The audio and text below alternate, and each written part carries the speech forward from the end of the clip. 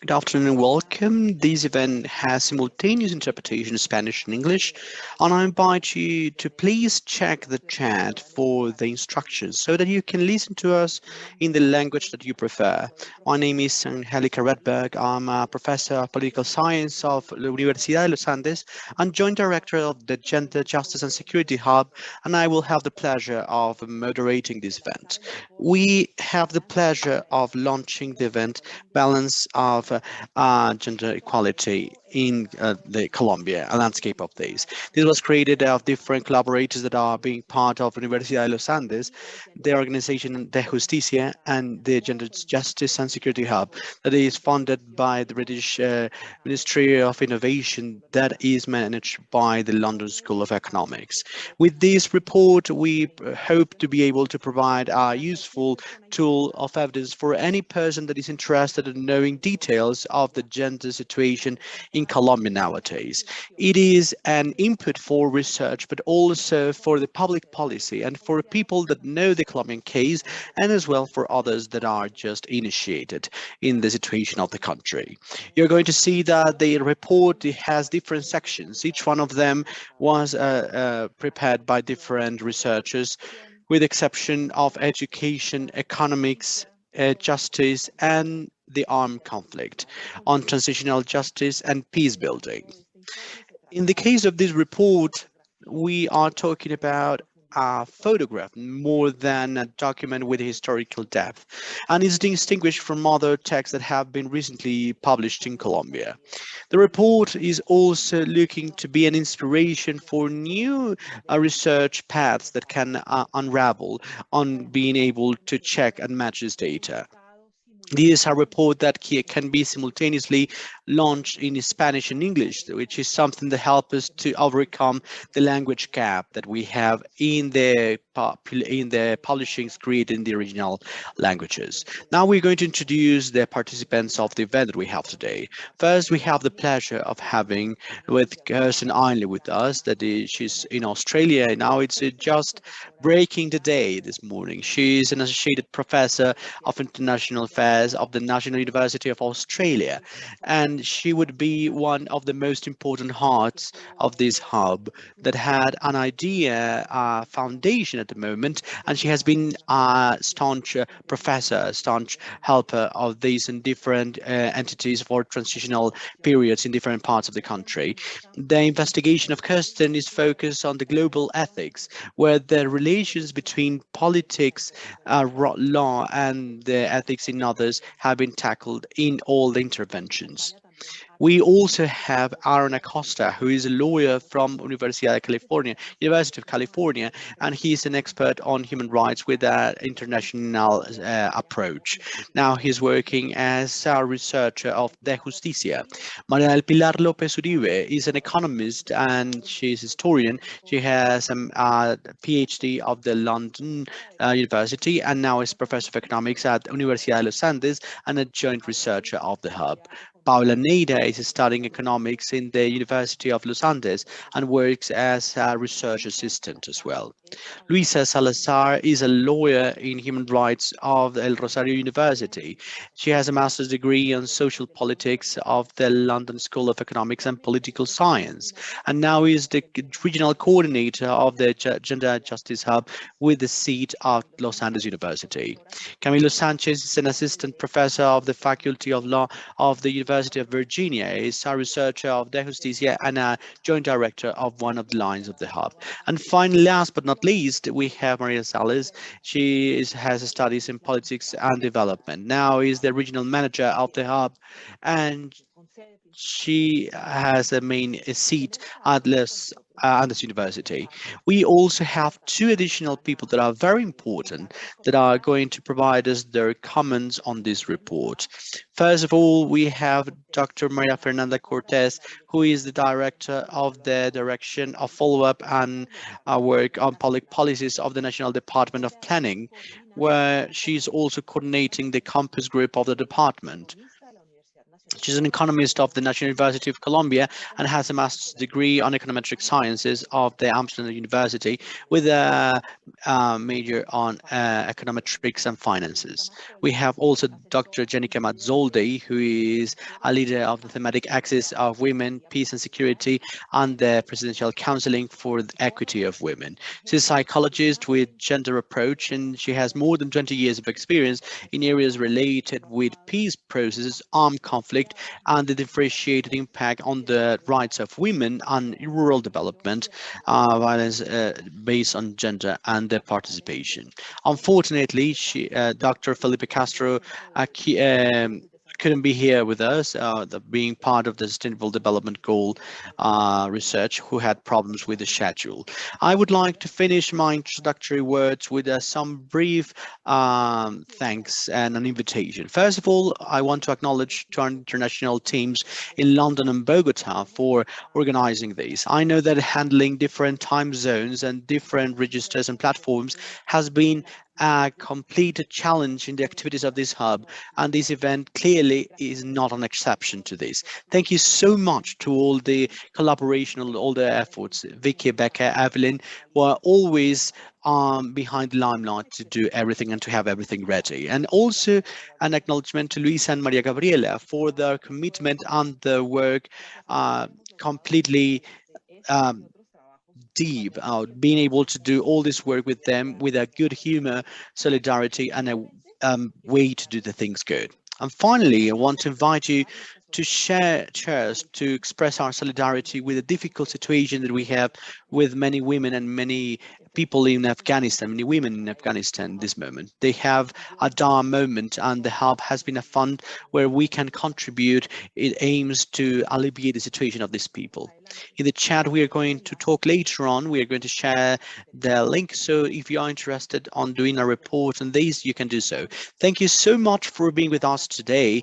We want to thank you for being here, for being part of this report. And I'm going to give the floor to Dr. Kirsten Ellie of the National University of Australia. Thank you so much, Kirsten. The floor is yours. Gracias y buenas tardes. Lo siento, pero no hablo español, entonces tengo que hablar. Thank you and good afternoon. Sorry about I don't speak Spanish. I'm going to be speaking English. To say a few words at the start of this event. I am delighted to be here to celebrate the launch of this incredibly important report on gender equality in Colombia. Angelica has asked me to give a brief background on the research hub of which this report and its authors are a part. Before we start, I'd like tradition in Australia, where I recently moved, and acknowledge the traditional custodians of the land on which I now work, the Ngunnawal and the Ngambri people, and pay my respect to elders past, present and emerging. The Gender Justice and Security Hub is a multi-partner research network working with local and global civil society practitioners, governments and international organisations, as well as universities, to advance gender justice and inclusive peace in conflict-affected societies. The hub works across 7 focus countries: Colombia and also Afghanistan, as Angelica has mentioned, Iraq, Lebanon, Sierra Leone, Sri Lanka and Uganda, with projects in 17 additional countries across the world. It is a 5-year project funded by the UK's Global Challenges Research Fund, and it's part of the UK's commitment to the Sustainable Development Goals to work across partners across the world to deliver extremely important goals like gender equality.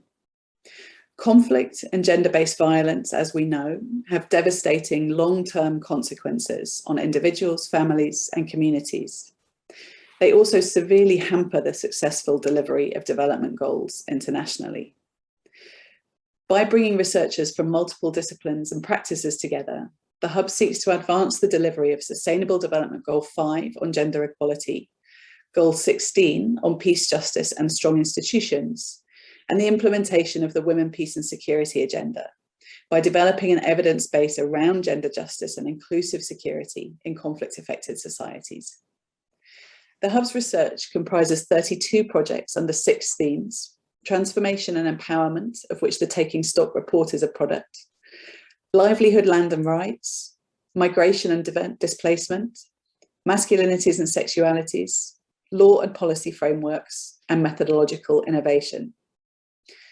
And recent publications from different teams in the Hub have looked at a broad range of issues, such as the gendered impacts of internally displaced people in Jaffna and Sri Lanka, and the impact of the Syrian civil war on persons of diverse sexual orientations, gender identities, expressions, and sexual characteristics in Syria, Lebanon, and Turkey, as well as the report we're discussing today. You can find out more details about the Hub on our website, thegenderhub.com, and by following us on Twitter @GCRFGenderHub.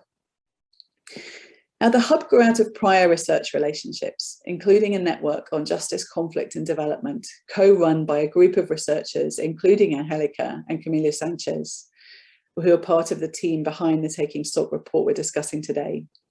They organised the first meeting of the network in 2017 in Bogotá, Montes de Maria and Cartagena, hosted by the Universidad de los Andes and by De Justicia. The conversations we had during that meeting about how peace was being built in Colombia, about land rights and restitution, political organising across the regions, justice, memory, and the way that gender infuses them all, were critical building blocks in what would later become the Gender Justice and Security Hub. Angelica and Camilo later became co-directors on the Hub, and their expertise both in Colombia and more broadly have been so valuable as we've negotiated the challenges of establishing a partnership of more than 40 organisations and over 150 researchers.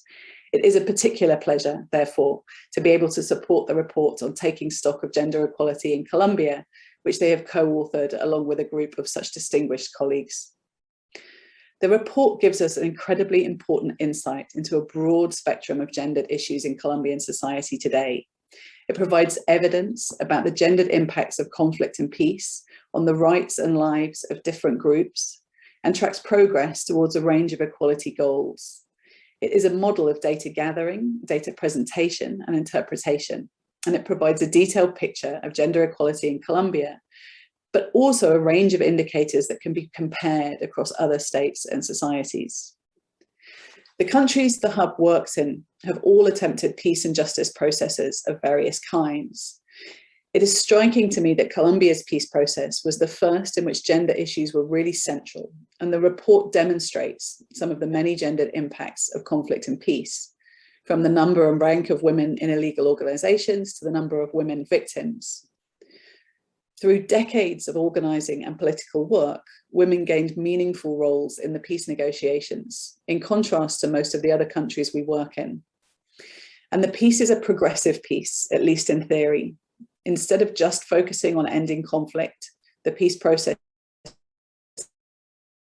becomes a comparatively significant focus on social welfare, education, and development. The justice process here is more restorative than retributive, again, in contrast to comparator countries, with attention paid specifically to reparation and restitution for women victims. However, as in so many cases, and as the report demonstrates, the story isn't quite so positive if we look at the results. The transitional justice programme is currently faltering, and gender goals in the programme are underfunded. The reparations programme is also under-implemented, and reparations are not always reaching those who suffered most during the war. Other aspects of the report also give some cause for concern. While access to education for women has improved significantly and is comparatively strong, at least among the countries the Hub focuses on, the report shows this is not translating into fair access to formal labour markets, land and leadership positions. Equally, while women have gained formal places in the political system, this hasn't always translated into women's needs being adequately addressed in policymaking. The current situation in Afghanistan, in which we work with a team of courageous and brilliant researchers, some of whom are still in Afghanistan and are at risk, reminds us of how fragile progress towards gender equality can be. Reports like the Taking Stock report are invaluable in tracking where gains have been made and enabling policymakers to ensure that gains are protected and developed, and also enabling civil society to hold governments to account. So I'll hand over now to Angelica and to the speakers, who I'm very much looking forward to hearing from. And I'm also so grateful for the participation of the commentators here today from the Colombian Presidential Advisor's Office for Women's Equality and the National Planning Department. It is crucial to have these conversations across academic and policy communities, something that Universidad de los Andes and De Justicia have long been committed to The engagement we see across communities of interest in Colombia is an inspiration for those of us working in different countries within the hub. So gracias again for the invitation to join you here today. Gracias a ti, Kirsten, por tus palabras. Thank you, Kirsten, for your very kind words. I'd like to continue passing the word on to Angelica Lopez and Paola Neira, just to present the very first part of this report. Just let me clarify that this report is available both in Spanish and English in our hub website, and we're just going to present some of the important data that we think are important to share with you, just for you to get intrigued, to get picked into getting to know this report, because as you know, there are many different things that we need to know about. So please go ahead, Maria del Pilar and Paula. Thank you very much. Can you please share our screen? All right, so just as Angelica was saying, we're just going to present just a bit of information on everything that we've done, because of course the report provides more information on what we actually did. So we're going to provide you with some important takeaways, especially on education, economy, and political representation. So I'd like to get started by saying that this has been a tough pathway for Colombian women in every single aspect, especially on what has to do with the cultural, political, and economical level. Up to the decade of the 30s, women were able to access education. They were just able, less than 70 years ago, to access education at university or higher education. After that moment, women education was focused on housekeeping or just the primary education. So I think that the great advance that we've found so far, especially on what has to do with economics and politics, has to do with bridging that gap in terms of access to education. What we see on the screen is that now we can see more women accessing higher education, secondary and higher education, especially in terms, let's say, in an overall terms. So we can see that this access to secondary, tertiary, and higher education is higher for women in total and average proportions. We can see that development or the performance is not the same for women. For example, in the PISA tests, we can see that the OCDE tests have the highest reports for women, and they have an advantage, especially for the reading comprehension. But there is something that I'd like to highlight here, and it is that these gaps that we can see in these PISA tests are not there from the beginning. For example, in third grade, we don't have any difference between boys and girls, but from then on, we can see that this performance gap starts to move against women or against girls. And that's what we see in ninth grade, playing against women in comparison to the one that we saw in primary school. So the first result that we would like to highlight here is that we have already closed that gap in time, and we can see how women are accessing more to education, but that hasn't been translated into the performance of the education by women, especially in areas such as maths or other areas. And there's something that we should look up to here, and it's that women are behind in terms of mathematics. And this has to do with stereotypes that we start funding or that we start to develop from the very childhood. And this is something that is reflected in the labor market. Women have higher rates of unemployability, and they have lower rates of participation in the economic and political sector and different sectors of society. And this is something that is also represented or translated into their stipend or salaries. We can see that here in the hierarchies that we have here. And also this salary gap is there still.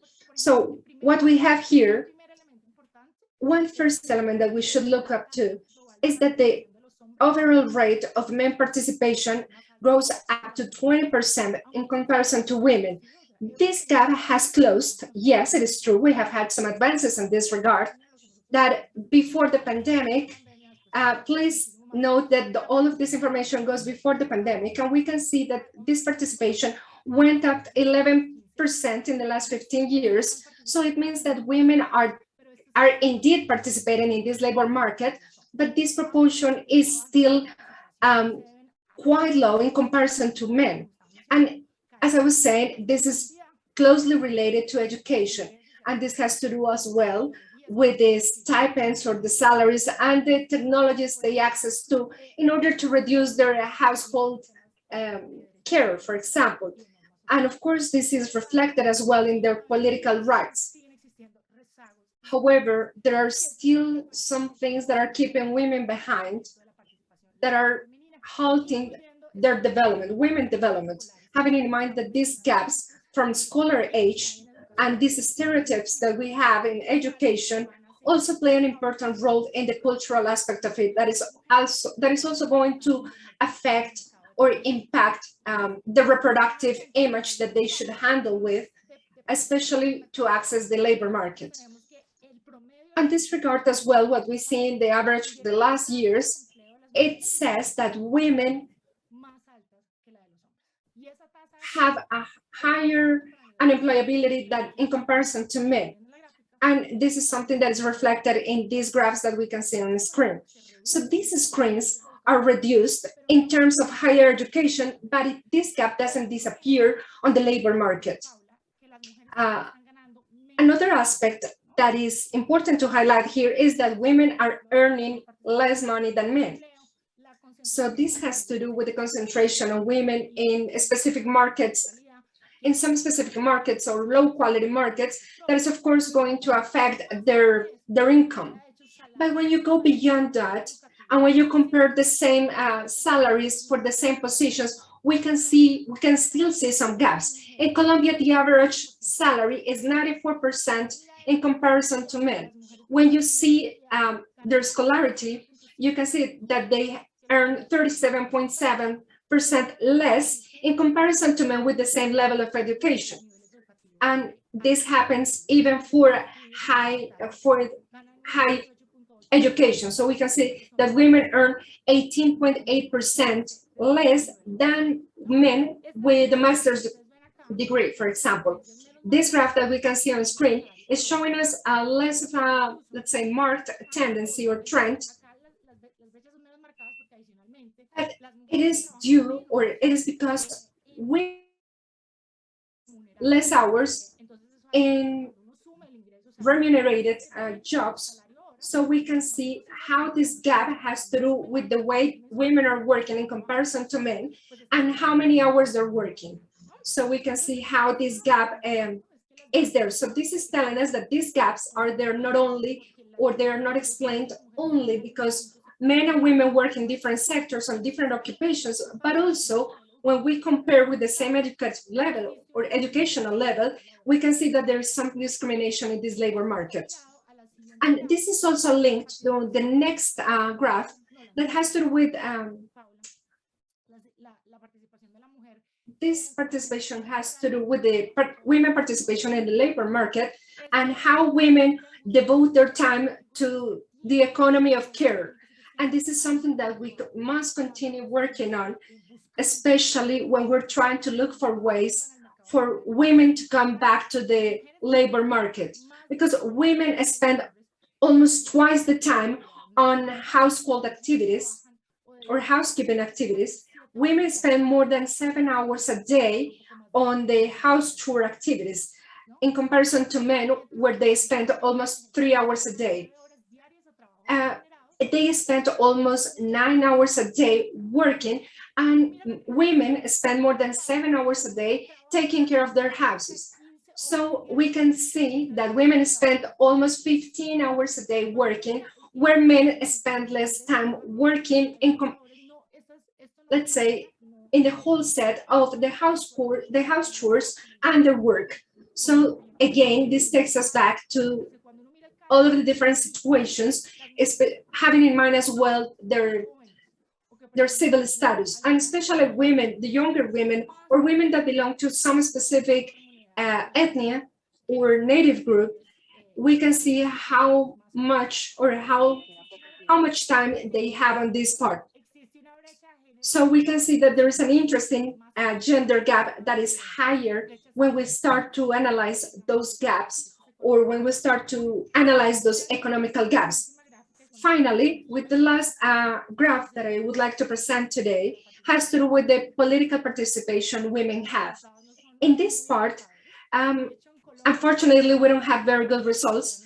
Actually, in Colombia, ever since 2014, we have had some specific gender quota where it is established a minimum of 30% participation in these political positions. However, this hasn't been translated into the amount of women that are elected for these political positions.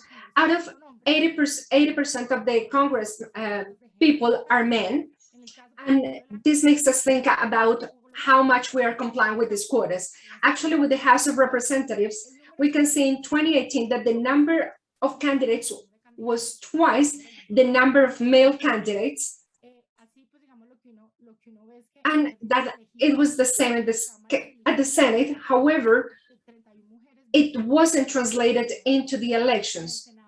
And at the Senate, we have 25 women versus 82 men, for example. Even though we have the majority of voters are women, in the end, only 22% of these positions are occupied by women. So this is showing us another very important challenge that we must work on, that has to do with the representation or the political representation of women, where we can see that we have still a lot to do in order to have this equality in this sector, especially. Thank you. Thank you very much. Thank you. So I am now going to pretty much take on where you left, because pretty much what I am going to tell you about is to continue telling you the story of how women have been underrepresented in the different instances of the Colombian government. So I'd like to get started with the participation of women in some decision-making scenarios, because having the intention of pretty much aligning the proposals of gender equality, some time ago, the National Commission on Gender was created for the judicial branch, and it was launched in 2008. So as of now, we've had this committee for more than 10 years.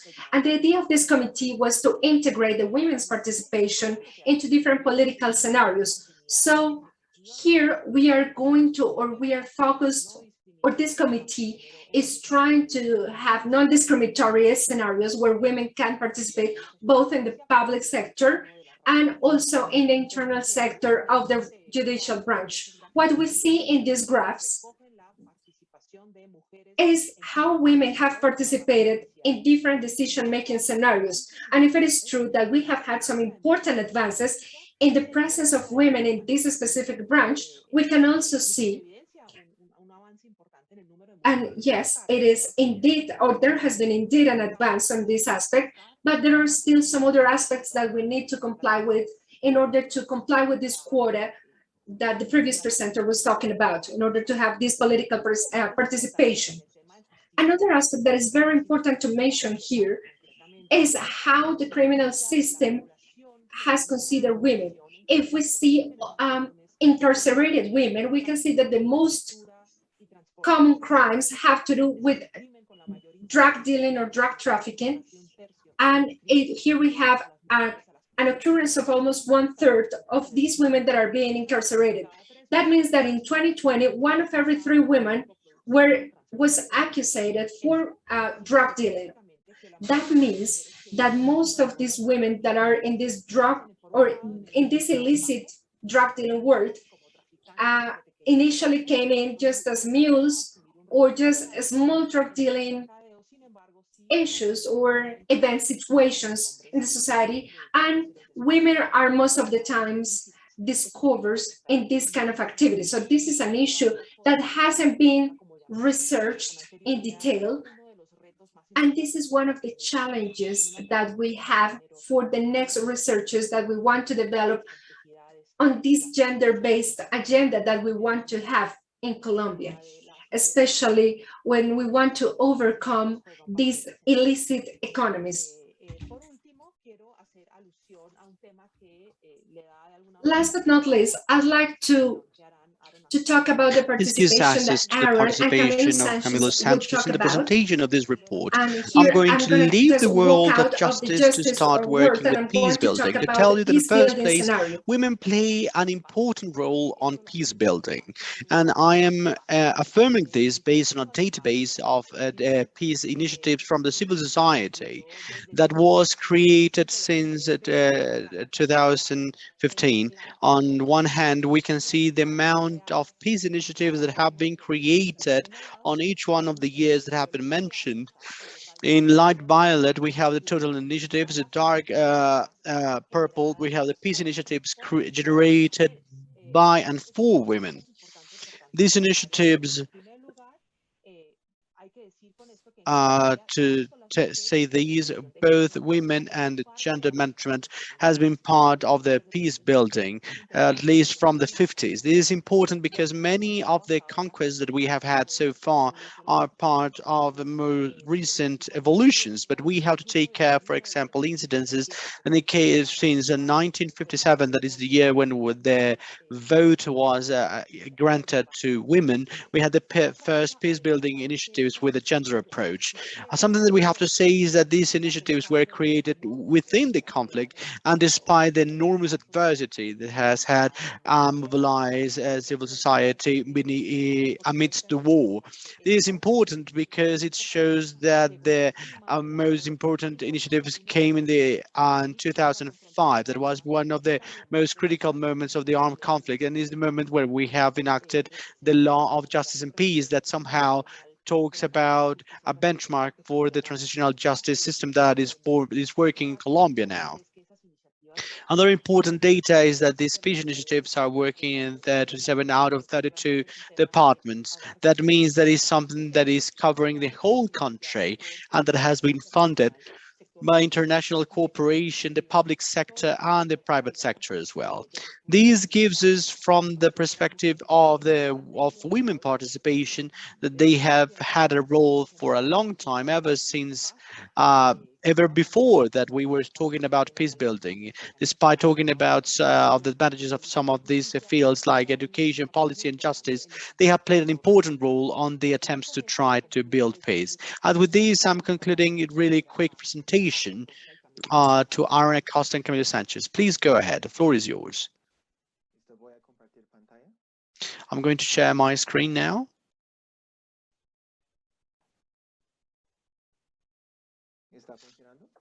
Is it working?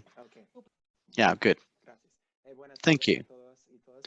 Good afternoon. My name is Aaron Acosta, and I'm a lawyer from California, a researcher from De Justicia, from the Gender Justice and Security Hub. And to me, it is a pleasure to be able to share this venue with this group of very successful women and so committed with this topic. So I would like to say that unfortunately, my colleague Camilo Sanchez couldn't be here with us today. But for the presentation that we have today, I would like to share with you a bit about the land restitution with a gender approach.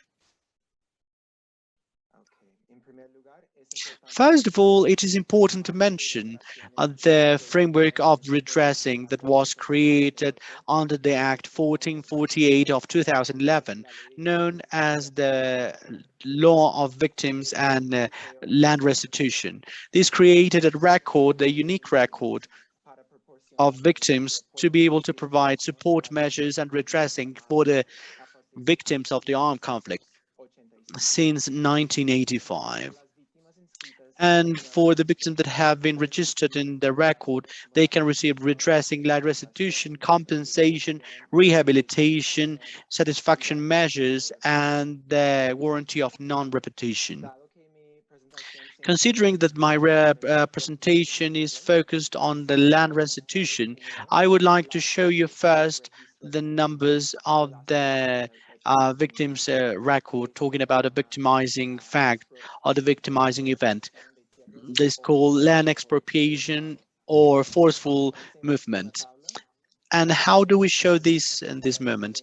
As of May the 31st of 2020, we have had 11,609 men and 11,650 women that have been properly registered under this victimizing fact. On the other hand, the law of victims created a specific process that helps with land restitution. The process is divided in two stages. The first one is administrative and the second one judiciary. To be able to present a case before a judge or a magistrate, the restitution's request has to be written in the register of forfeit, stripped or seized lands by the revision of the case of the land restitution group of the URT to check that the requisites are being fulfilled. For a solicitor, it's important to have this, to be part of this land record, has to be victim of a land stripping or squatting since 1991.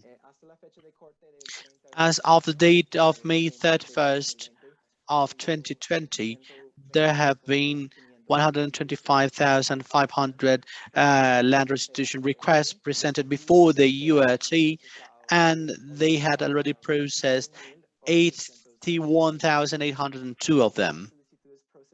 Out of the petitions requested, only 28,622, or the 35% of them, have been included in the land record. That means that the other 65% of the requests had been denied by the URT.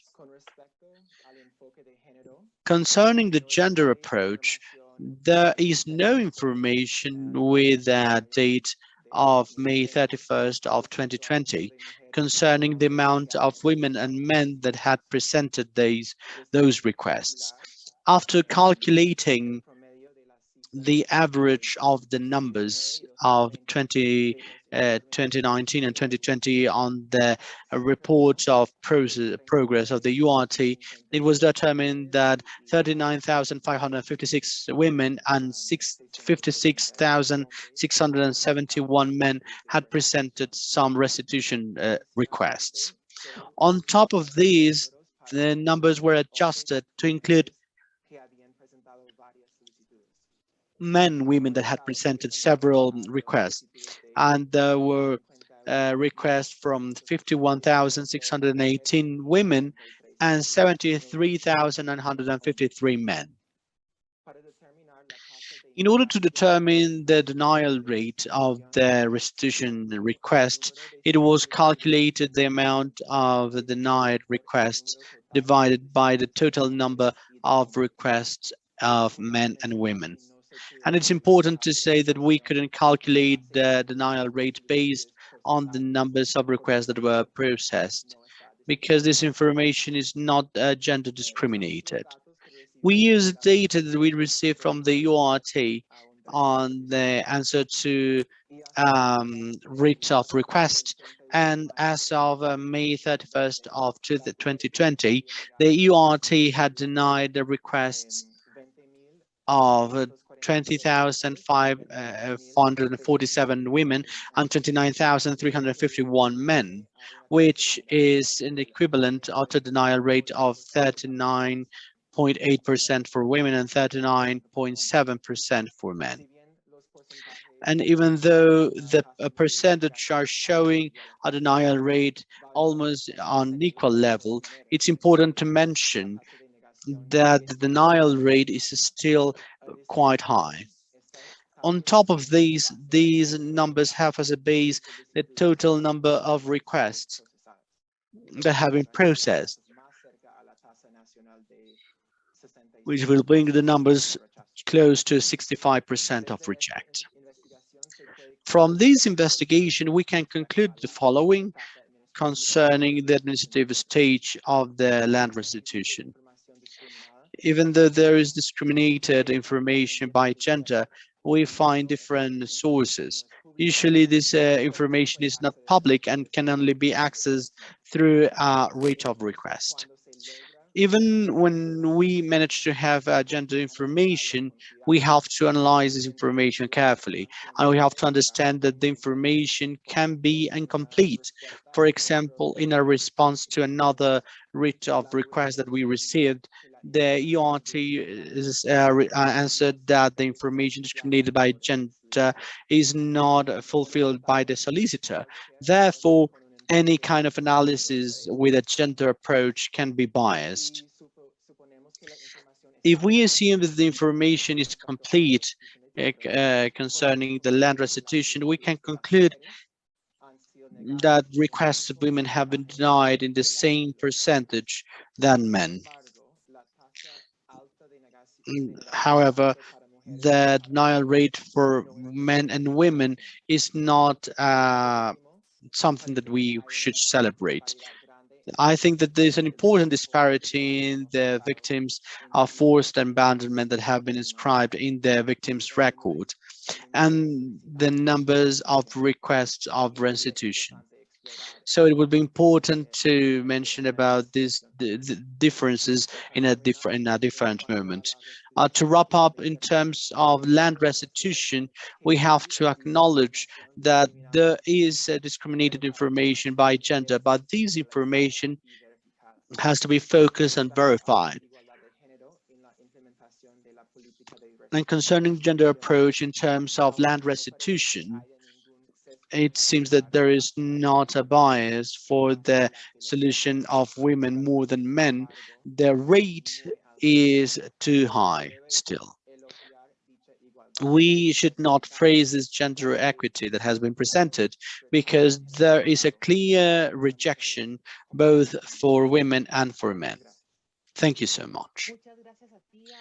Thank you, Aaron, for reporting about this topic. I would like to say loud for an invitation that we have in the chat. If you have any kind of questions or any kind of comments, please don't forget to put them there. And on the second place, we would like to talk with our commentators. Don't forget that this is a report that offers a landscape perspective of different topics that sometimes we are not even mentioning. Sometimes it's just important to open up the space to talk about the complete report that has been properly made, that we hope that is very friendly, and we hope that is a tool for reference. We will continue. We want to talk with Maria Fernanda Cortez, working with public policies of the National Department of Planning. Thank you so much for being with us today. Maria Fernanda, please go ahead. Good afternoon, Angelica, and to all our partners. Thank you so much for inviting me, for being part of this. Now, I would like to tell you a bit about what the national government within the framework of sustainable development we have been doing in terms of gender approach with a larger scope. So I'm going to leave the scheme that we have been managing so far, and I would like to tell you what are we doing in Colombia. We are thinking about the agenda of the Millennium Development Goals, and this is considering context. So talk about what was the process of institutionalization of the Sustainable Development Goals that were created with the Decree 2020 of 2015. It's important to mention that Colombia is one of the countries that is summing the ODS in international levels and is creating a whole institutionality. It is something that is not happening in every single context. So we have the interinstitutional work on different levels and environment and others. We are seeing different elements on what is happening in the use of ODS and the technical committee and some others that work in BMT, direction of follow-up on the public policies, and some partners that are very important because these partners are bringing different elements that are very important in different elements, in different moments. So, for example, what is happening here? Colombia specifically, it has an example of public policy that is intersector that are the compass elements. For the ones that are listening to us outside of Colombia, this is an element that help us with the intersectorial elements that are becoming large programs, but is like our experimentation, different sectors. And what we do in this compass, the 3918, is that it generates 4 basic elements around the ODS. So we have the follow-up scheme, some different sectionalized elements, and a redressing of the ODS. Why the ODS? And we start talking about these statistics of gender. We didn't have the way of measuring them in Colombia, not only in the gender, but many other areas. So we have a huge development of benchmarks and strengthening of these elements, because these policies are taking with the territorial area. So we have the strategies where we are including all the ODS agenda on the land development plans, and we have some important bets, important proposals where we hope that we can have proper information on the areas and a large amount of partnerships. So how can we do these in terms of the progress of this policy? So we have, for example, the National Development Plan. Para los 4 años que dura el periodo de gobierno en Colombia, y aquí están varios. Especially for the 4 years that we have in office our president. So here we have a specific task that every challenger, every goal of our government is going to be specifically aligned to each one of the SDGs. So this is pretty much a summary of everything we've done for this specific national planning, where we have issues such as equality, and where we have the gender inclusion, and we have some other aspects such as peace building. I'm going to talk to you about these details later on everything that has to do with the policy making and how the academia is connected to it. What else do we have on this tracking, on this following up of these SDGs? Because I know that this research actually requires better and more data. So we have worked on having more following up strategies in order to feed or in order to contribute to these researches that we have in Colombia. So here we have different institutions or different inputs that we may have in order to contribute to that. So Colombia has been one of the only countries that has generated already 3 different reports on these aspects. I think it was back in July or August, I don't exactly remember when was the launching of the last report, but here we have a very interesting interpretation of this report. So if we focus on this gender aspect, we can see that so far we have implemented 30% of this plan that we have for this agenda. So what does it mean? It means that everything that has to do with gender has achieved 74% so far, 72% so far, in comparison to what has been planned for the SDGs. What happened last year? Well, last year we were impacted by the COVID pandemic. So this indicator, as a benchmark, it is pretty much on everything that has to do with women in decision-making scenarios. So the idea is to have more and more participation of women on these kind of scenarios. If it is not much, it is an important advance that we've done. Together with those indicators that we have, there are some other indicators that we must have in mind that has to do with the income in comparison from men and women. And we can see that there is still a difference of 30%. I know this is still a big difference, but this is something that we're working on. And we know that these indicators are slowly advancing. So we're working on women, on how to include women in different scenarios of participation. We're also working on the percentage of women between 15 and 29 years of age in the different scenarios of participation or employment. We can see how 21.5% of women in this age group is going to diminish for the coming years. So this implies a lot of efforts and many different things that have to be done for these different aspects to advance and for us to achieve those objectives. And then on everything that has to do with gender equality, we need to have in mind also the pandemic. So this graph is telling us how the SDGs were affected by the pandemic. So what you see in red in the column number 5, you can see that half of these indicators have a negative impact or had a negative impact. And of course, we know that because of the pandemic. And just like Maria Victoria was saying, everything was on, let's say, all of this burden of the economy of care was on the shoulders of women. So we can see that in this graph. So we want to show you that, yes, the pandemic was strong, hit strong, especially on this specific aspect. And if you follow the Colombian case, you can also see that we have a strong hit on the employment last year, where we saw high rates of unemployment for women. And now, as of now, we can see how we are recovering, but still we have a big gap in comparison to men, which tell us that we still have a lot to do. So this is everything that have to do with the SDGs. On the other hand, there is a political line that is behind, that is supporting all of these different SDGs, but there are also some other policies that are quite related to these SDGs. So I'm going just to try to give you a general overview on everything that we're doing. Back in 2013, we started with the implementation of a policy for women participation, and we have different specific objectives. And this policy had already closed with almost a compliance of 100%. But what was left out of this policy that we have seen in the last year and a half with the DMP and the Council Board for Women, and how we have been working on a policy for women inclusion.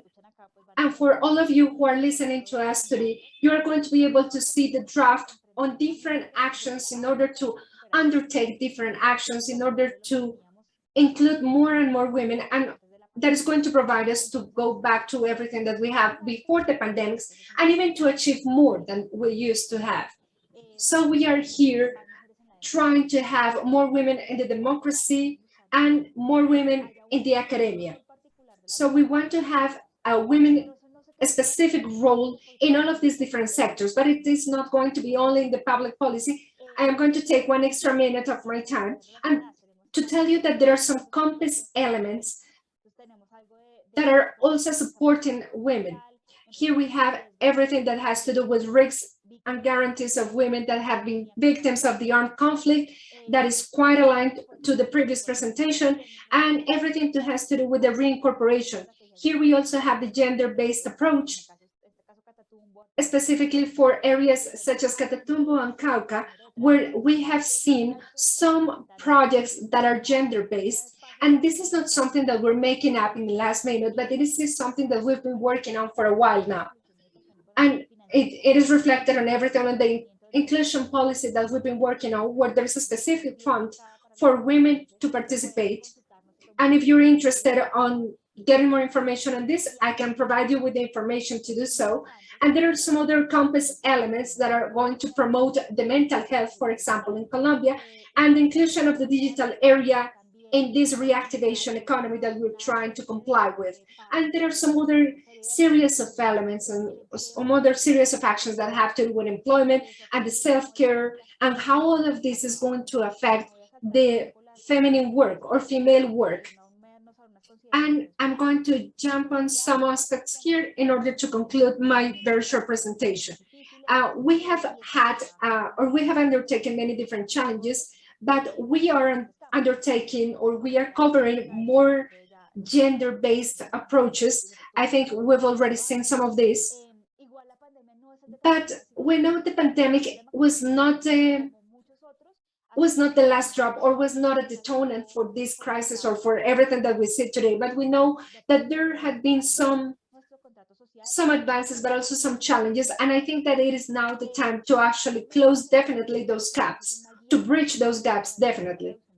And what can we do in order to do so? There are some specific lines that are going to help us to measure all the different initiatives that we're taking now in order to comply those goals that we have. And that's what we're doing so far. We're trying to mobilize more actors in the different political areas. As I just told you very briefly, there are some policies that have to have this gender-based approach. And this is what we're doing from our government. And that's what we have in mind as of now. I'm sorry I took 3 more minutes out of my time. Thank you very much. Maria Fernanda, thank you very much for sharing with us this balance that you do from this National Directorate Office. And now I'm going to move on to Angelica Masolti, who works with the peace building and women in the National in the Presidential National Advisory Office. Thank you very much, Angelica. Thank you very much, Angelica. I'm very pleased to be with you today. I'd like to talk on behalf of my office, and I would like to highlight the importance that this event has for us, as to share with you, to show you everything that we have done from our office, from this advisory board, especially on everything that has to do with the gender approach in the peace building agenda. So this is something that I'd like to share with you. But before that, I'd like to say regarding the SDG presentation, I'd like to say that there are some things that we need to have in mind in order to have a broader picture on this aspect that is actually going to explain what the whole initiative of the government has been so far. So first of all, we have a national plan that for the very first time in 2018 included a specific chapter in order to address equality for women that is at the same time split in 8 different lines that are enriching this experience or this agenda that we have. This was a very interesting exercise that actually was a breakthrough for the policy making in Colombia, and that actually we took to the different development plans in different territories.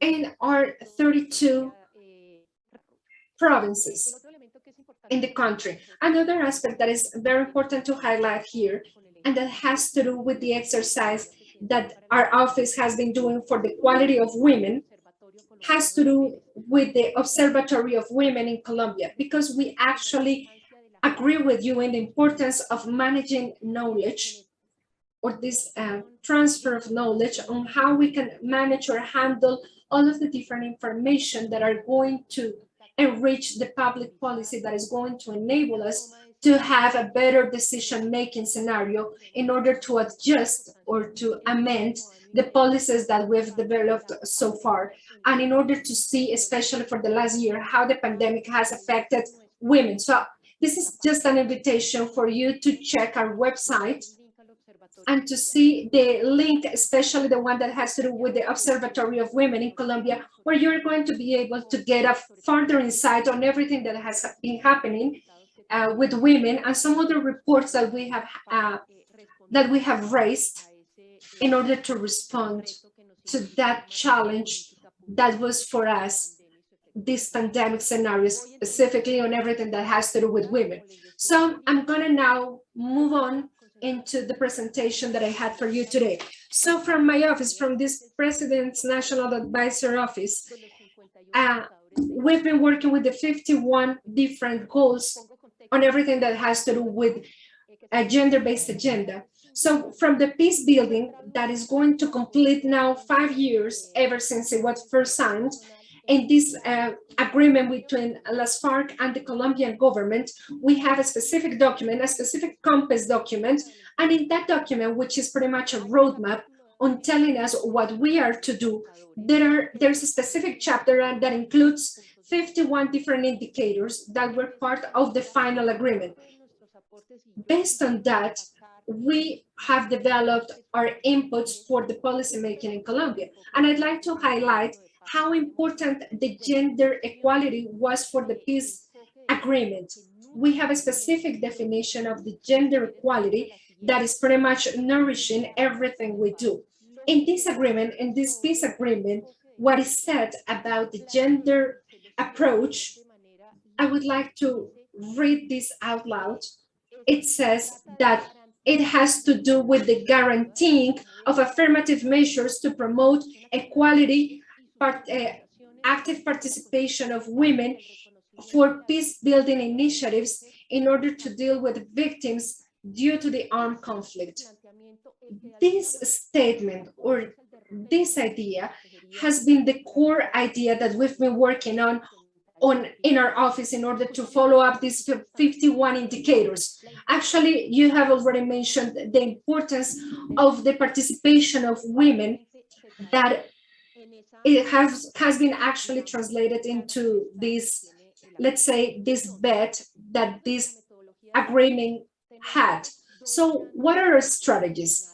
We have two specific analytical areas. The first one has to do with the impact on women, the impact of this peace agreement have on women, specifically on the implementation. First of all, it has to do with the access to institutional offer in such a way that we can actually verify that all of the positive actions that are actually the means, but not the goal, that these actions are actually having a positive impact on equality in conditions and opportunities for women to access an institutional access where we have traditionally have some gaps. Cara a puntos del acuerdo final como reforma rural integral, donde, digamos, también hay unas brechas históricas. There are some historical gaps. That is the first element. The second element has to deal with empowering of the participation of women, especially because we believe that one condition to be able to talk about equity and peace building is the participation of women. And we hope that the implementation of these 54 indicators are effectively pulling the indicators of women in the territories. And the other element that is essential for us, it has to deal with their coverage, with a territorial approach of the implementation that also has a relation with the impact that the conflict had in the territories and the women in the territory. That is where we have to come and we have to guarantee that we can reach those territories. So we believe that these elements are not the complete and not an entire universe, but we believe that that's the main thing that we have to verify the moment of being able to establish how these indicators are working with peace building and equity. The second large category, the second traffic light, deals with the transversalization agenda process across approach process, talking about the technical entities of the technical skills of the entities. And we find three criteria that are also considered in the document of guidelines that we published at the end of last year and starting this year. There are three. The first one has to deal with the diagnosis and the gender analysis, because we believe that it is essential that the entities that are in charge of these 54 indicators benchmarks have a comprehensive reading of the inequalities and the others that we are intervening. That is one essential element, and is that capability of identifying what kind of inequalities, what kind of factors are we working on, so that from that moment onward we can create the most relevant initiatives. Second has to deal with disaggregated data with sex. That's a minimum when we talk about gender equity. There is a lot of entities that have disaggregated information by the sex, and we are going to see that. That is one of the topics where we have had the largest strides, an exercise that we have done with the Council of Mobilization and the National Planning Department, where the entities are not only working on disaggregated information by gender, but also by cycle, but other type of belongings that have been incorporated in the formats of the information that particularly are taken by the stabilization area. And last but not least, an important element when we talk about gender equity is the budgetary report, because this is important to mention. In our National Development Plan of 2018-2022, we had a figure that is the budgetary tracer of gender equity. Now the national entities are setting the projects that they have an approach with equity. This is an exercise that is done with the Ministry of Treasury and National Department, and what we do is effectively to identify the complementarity. We find the complementarity between the equity, gender tracer, and some other tracers as well. So this is an essential element, and it's about guaranteeing that effectively we have the information not only of the budgetary direction, but the proper execution and work with this.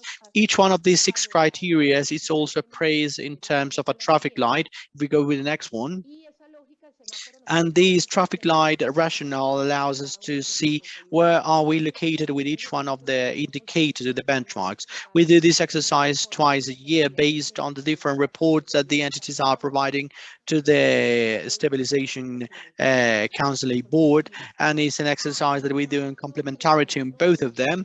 And as of March 31st of 2021, we had 10 indicators finalized, 19 of them with a high level of crosswork with the gender approach, 20 with a mid-level, and 2 with a low level. That, if we give it a detail, if we go to the next one, is translated as follows. And is that effectively for this approach, for this specific report, takes all the information that we have from July 2020, the second semester of 2020, and the first semester of 2021. There was a period that, despite the issues that we have, it was characterized on that all of these criteria that were coupled with technical assistance, improvement of the quality of the information that was being presented by the entities, and that generated also us to have a different perspective, a different landscape that is rather positive, not without forgetting that in any way we still have some important difficulties around, especially the report of the geographic coverage information of the budgetary tracing and others, where the largest progress that have been handled has been with the gender diagnosis, with the management of disaggregated information by gender that is essential for talking about the technical qualities that we are mentioning.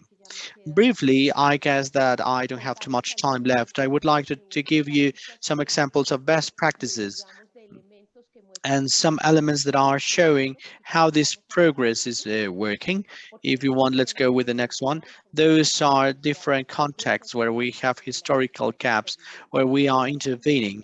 For example, when we talk about credits, and especially on the software credit lines, we are talking about 35% of women that have been benefited. Where something that is very interesting and very important is that between 2019 and 2020, there was an increase of 25% of the credits that have been delivered or handled to women. We can say that, for example, that this factor we are doing a follow-up and we are also generating a different instance. For example, in terms of new housing, this is an essential element for the sustainability of women in the territory. 46% of new houses that have been delivered have been given to women, with an element that we want to highlight as well, and is that there was an increase of the value of the subsidy for the country houses, for rural houses, and these also accompanied by the prioritization of women with chief participation for the delivery of these grants. And this goes with interesting participation. That's something that the Ministry of Welfare did. They were talking about these credits, and within these, they had some participative process with women to work with the perspective of women about how they expect or how they hope that this works also from a perspective of their role of the architect and the different spaces of a rural house in different contexts, both rural and ethnical. So these are the type of things that we have been working on. Also to tell you that I would like to stress on the fact that this was mentioned before, everything that has to deal with Generation E, that those are proposals on education with young people. We have a population of people that are heavily involved, around 53%. But I would like to tell you something else that we have been working on, and this has to deal with the STEM careers and the gamble, the bet, the proposal for the participation of young women and youth on STEM areas. So to change these stereotypes that we have on the sexual stereotypes of work that depends, that affects the ways in which women are participating, and we are obviously acknowledging everything that is happening, that we acknowledge the traditional areas that we have, and also considering something else that we are taking into account, and that the pandemic plays in jeopardy, and is the digital gap between men and women. We believe that the pandemic has also shown an additional inequality element, where we find essential to consider that we are working on this proposal around this manner, and considering everything that has to deal with the incorporation of women in a new sector. This goes also with what has been fostered by the equity department for women, that is working hand in hand, and this is what we are doing with Kamakol, with the Ministry of Housing and Structure, and is not only that women are beneficiaries of these. They can work on already built areas, but some of the sectors that are moving our economy the most, but where we have the least participation of women, that we also have these. So reactivate women economically on economic terms, and this means incorporate them in these strong sectors that are strong on economic terms on the income creation. This is to give you some of the best practices that we have. So in the end, if you like, maybe we can take a minute to look at the next one on the budgetary information that we believe is important to share with you, to know that this type of information is being generated every year. The counseling, working with the National Planning Department and the Ministry of Welfare, provides a report on the budgetary tracing of gender equity. And here we have the information related to the budgets as they have been presented by the responsible entities of the 51 indicators of gender of the framework, of the implementation framework. Just to point out that indeed there is an important proportion of entities that are reporting their resources in terms of the projections. But when we are talking about going from information, talking about executed reports of the investment project for the different specific actions with the gender approach and the budgets that have been mentioned, there is an important difference. And this difference between 50% of the entities that are not underreporting the resources for specific actions,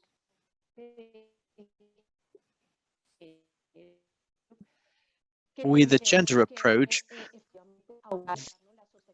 that we have to consider the sustainability in the medium and long term of the implementation of these 51 indicators. That is important to say several of them have already met their time on the implementation, but most of them have a long period. They are still a long way to go as of 2021. So it's important from this perspective to be able to move onward, and everything that has to deal with sustainability of the implementation of these indicators from a budgetary perspective. And finally, I wanted to wrap up telling you, talking about the compass that we have mentioned already. I wanted to tell you that the compass of the public policies of redressing for victims that was enacted on June 2021, it includes a specific annex for women that have been victim of the armed conflict. That also is essential.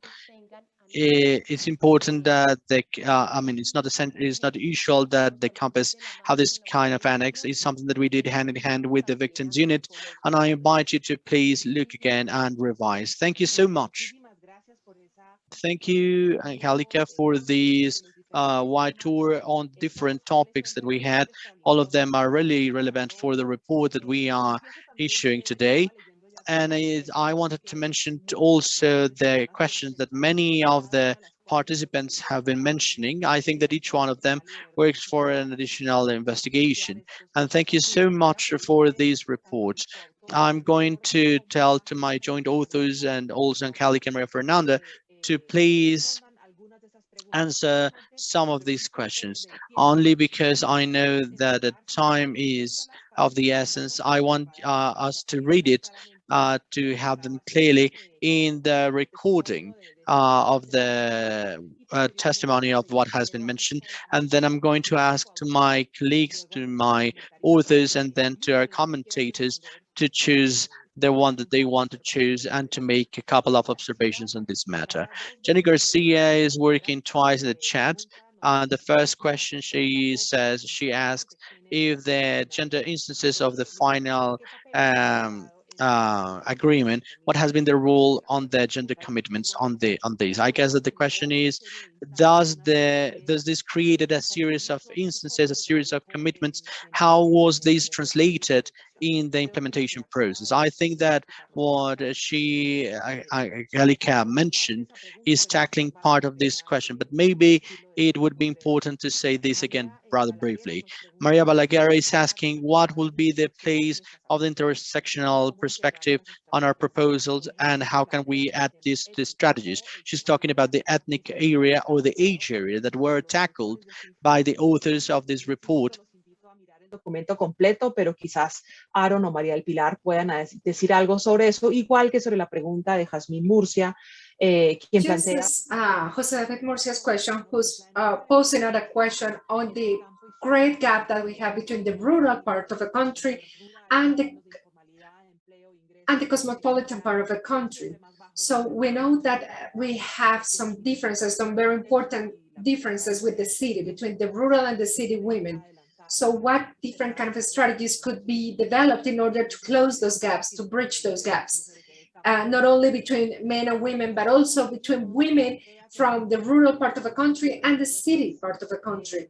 And on the other hand, there is another question on the approach, on this gender approach, and what was its role in this in the creation of the law 1325, and it's asking about whether Colombia still has this pending task of developing a national plan on gender equality, and why, and there's another question on why some of these SDGs are behind. And there's also another question on how professors or teachers of basic education or primary education, primary and secondary education, how we can train those teachers, because this is actually the moment where we could tackle these gender equality issues.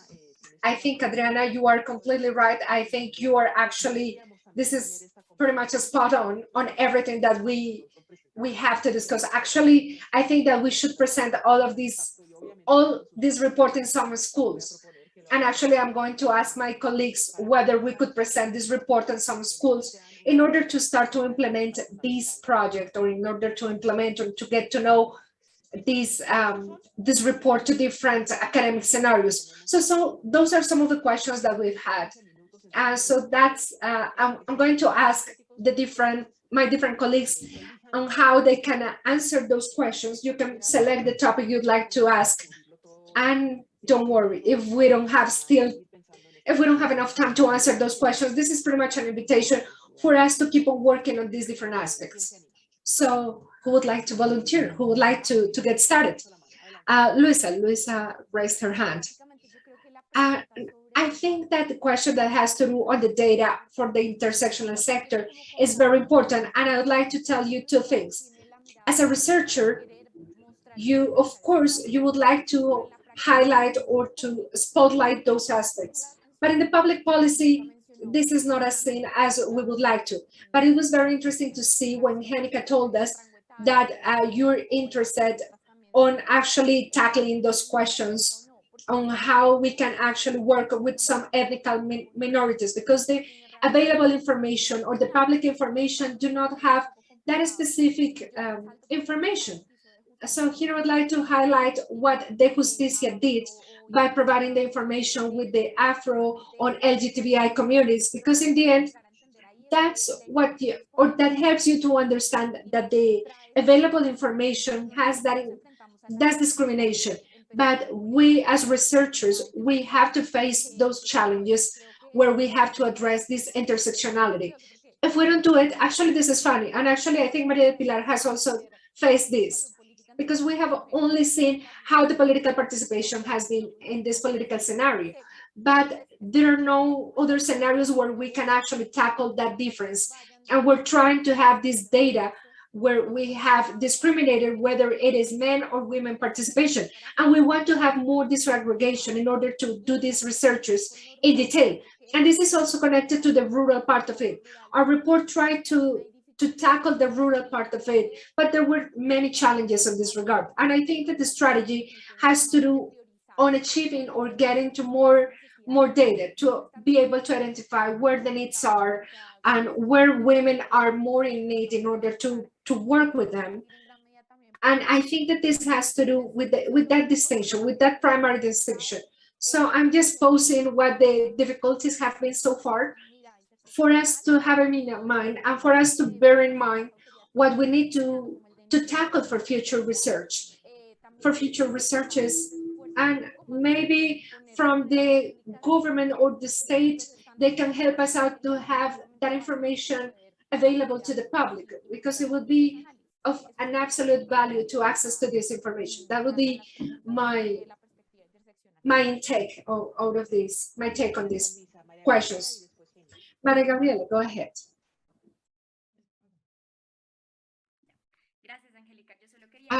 Thank you, Angelica. I'd like to add on what Luisa has said on the specific sources that we have taken in order to collect our report. The first one has to do with the census of the FARC dismobilized forces. We have also data from the unique record of victims, and also data, and important data that are disaggregated in these categories on how women access land territories. So this information is pretty useful, and of course they're not enough, but we acknowledge all of these different difficulties or challenges that we have had with this data in order to consolidate something more robust. But we also think that these are just opportunities to get a first insight on everything that has been happening in our country. And we did our best in order to collect most of the data that was there. Thank you very much, Gabby. Henika, go ahead. Thank you very much. I'd like to speak about whether everything that was placed on the agreement, peace agreement, and also in the frame law for the agreement 1325 for the resolution of the security that has to do with the United Nations. And even though we recognize what the relationship is, Colombia has not developed a plan of the 1325 regulation, law 1325, and that's what the Ministry of Foreign Affairs has done so far, as we have had some reports for the National Security Office. We see that there is a public policy, we have a public policy on gender equality, from which we attend different issues on women, peace, and security. So that's the stand of the Ministry of Foreign Affairs, and that's where we start from in order to present the different reports that we have to do. Another aspect that you asked about has to do with the different instances that were created in this framework of the final peace agreement. Of course, there are different scenarios. One of them have to do with the high instance of the government, where we have some institutions that are with the implementation of these 51 indicators that actually have some technical and procedural techniques or strategies that have to be taken into account. Again, you can find this information in our website, and all of this information that we're discussing today that actually nourishes these different reports that we have and that we publish is in our website, and this is published on a quarterly basis, where we have a consolidation of the 51 different indicators and how far they are in their implementation. And also in the Observatory of Women, there is a quarterly publication on everything we've been developing. As of now, we are going to launch our third report. The first one actually collects everything that happened on the very first 2 years of the implementation of this peace agreement. The second one has to do with everything that happened in the first quarter of 2020, and the other one has to do with everything that happened in the second quarter of 2020 and first quarter of 2021. Hopefully by December 2021, we're going to have a fourth report on everything that has to do with gender equality. So we have another instance for the gender approach in our government, where we're dealing with these 51 indicators, and there's also a special instance where we talk about women in the peace building scenario. This has to do with organizations of women from the from the civil society, from different platforms. And the specific implementation of this peace agreement. And here some other institutions that were raised, such as HEP, the Special Jurisdiction for Peace, and some other institutions and how they have some specific guidelines to address the different issues that they have to deal with. Thank you very much, Henika. And last but not least, I see Maria Pilar is raising her hand. Yes, I'd like to comment on two aspects. The first one has to do with the importance on everything that you have already mentioned, that Maria Luisa also mentioned, and it has to do on how we can address this gender approach from this heterogeneity that we have, or this plurality that we have. Yes, it is true that we have some informality, both in the rural part of it and in the city, but of course, this is going to be higher for rural women. So I think that a key point here, and I'm sorry that I'm a bit critical on this part, but I think that beyond showing these indicators and all of these different achievements that we have gotten so far, it is important to highlight the importance of the evidence that we have at hand in order to implement public policies that we know are going to be more effective and more efficient.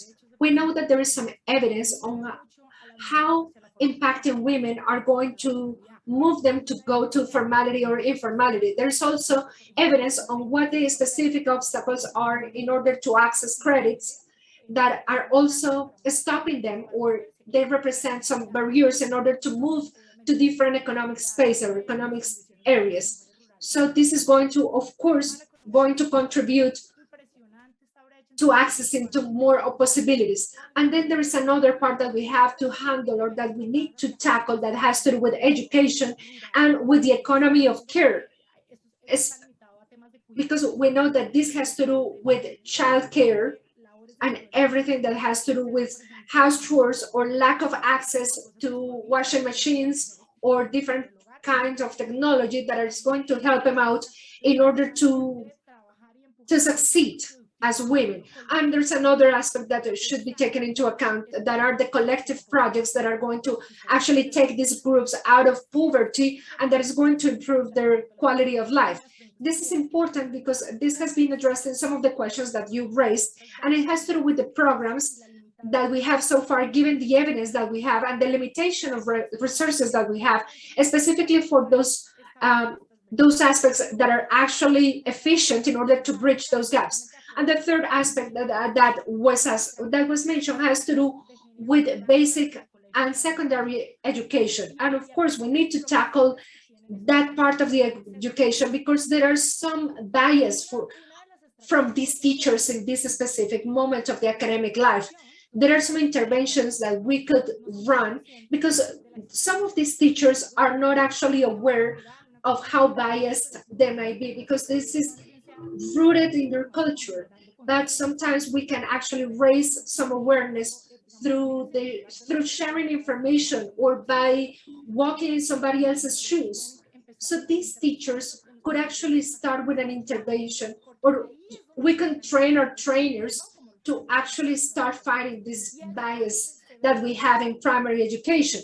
And this, of course, is going to be translated into these income gaps that we have seen, and also how this also affects international tests or state tests or state exams. So I think it is key to work with primary and secondary teachers so we can bridge those gaps, because we know that there are some other gaps that are at home and it is more difficult to address those ones, but I think we should address the ones at school. Thank you very much, Maria del Pilar. And as you see, this is a quite broad and ambitious agenda, the one we have, that is full of needs, and it's in need of many more data.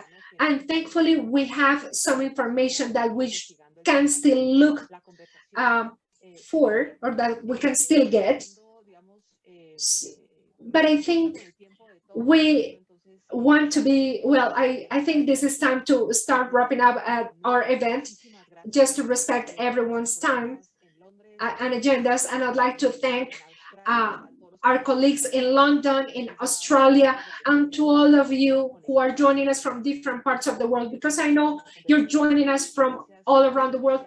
Thank you very much, especially thanks to our colleagues and co-authors and our commenters from the National Presidency Office of the Gender Equality in Colombia. Thank you very much. I wish you all have a great afternoon and see you next time. Thank you very much. Enjoy the evening.